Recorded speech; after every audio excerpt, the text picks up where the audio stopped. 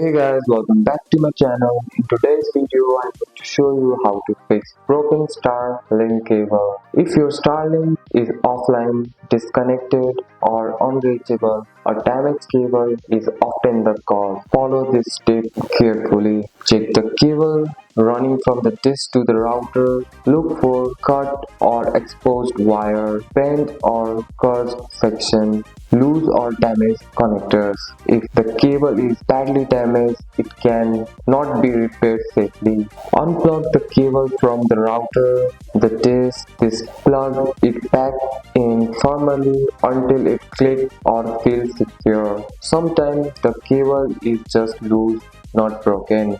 Inspect the cable in for water, dust or rust.